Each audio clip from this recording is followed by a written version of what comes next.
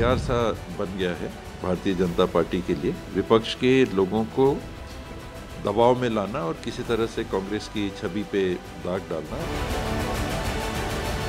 कानून की ताकत को करप्शन की आफत से आप बंधक बनाने की कोशिश कर रहे हैं और अफसोस की बात यह है कि चोरी और सीनाजोरी। Why there were that kind of operation, that provocation without any information to state government or state administration or state police? देखिए, टीएमसी की सरकार में पश्चिम बंगाल अराजकता की आग में धो धो करके जल रहा है और ऐसी सरकार को तो सत्ता में बने रहने का एक मिनट के लिए भी अधिकार नहीं है।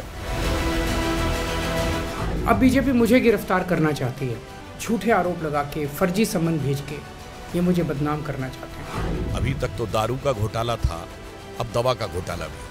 कट्टर ईमानदारी का यह किरदार पूरी तरीके से तार तार हो गया है।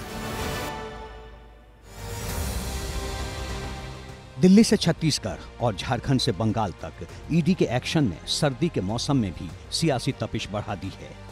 वैसे तो प्रवर्तन निदेशालय यानी ईडी करप्शन के मामलों में कार्रवाई कर रही है, लेकिन ईडी को केंद्र बनाकर हो रही सियासत ने इसे सत्ता पक्ष बनाम विपक्ष की लड़ाई बना दिया है और शुरू हो गई है ईडी पर कबड्डी कबड्डी। करप्शन पर ईडी के ऑल इंडिया एक्शन की ये सबसे नई तस्वीर है। महादेव ऐप घोटाले से जुड़ी चार्जशीट में छत्तीसगढ़ के पूर्व मुख्यमंत्री भूपेश बघेल का भी नाम दर्ज है। ईडी ने चार्जशीट में साफ लफ्जों में लिखा है, महादेव ऐप घोटाले के आरोपियों का सीधा संबंध छत्तीसगढ़ के पूर्व मुख्यमंत्री भूपेश बघेल से था और छत्तीसगढ़ विधानसभा चुनाव के लिए करोड़ों रुपए महादेव ऐप की ओर से भूपेश बघेल को भेजे गए। माना जा रहा है कि ईडी जल्द ही पूछताछ के लिए भूपेश बघेल को समन भेज सकती है। घोटालों के गुरु घंटालों का जो अभी तक घोटालों के घंटाघर पे खड़े होकर के अपने आप को ईमानदारी का प्रमाण पत्र बांटते थे, वो पूरी तरह से अब एक्सपोज हो रहे हैं।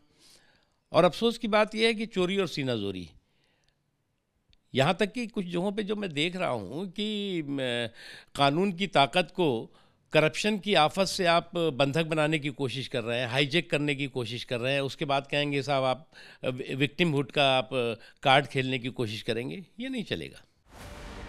ईडी ने चार्जशीट में आरोपी असीम दास के पास से 5 करोड़ 39 लाख रुपए बरामद होने का जिक्र किया है।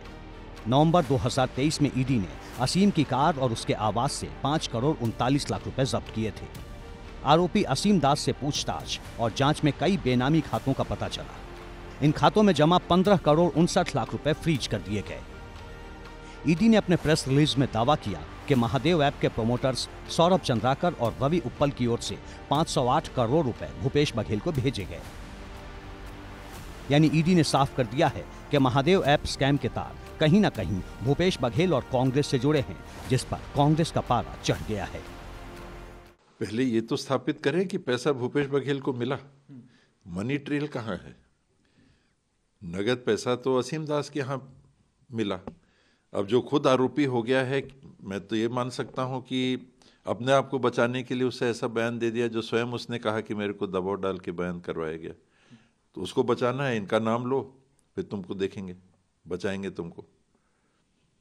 तो इस प्रकार की कार्रवाई में नगद तो दिखे पैसा, कहाँ से कहाँ गया वो पैसा,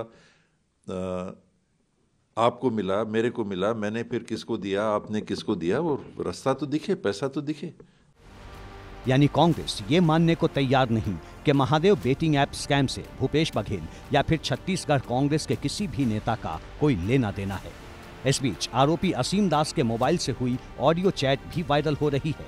इस ऑडियो चैट में भी भूपेश बघेल का नाम आ रहा है, जिसने ईडी पर हो रही कबड्डी कबड्डी में नया चैप्टर जोड़ दिया है।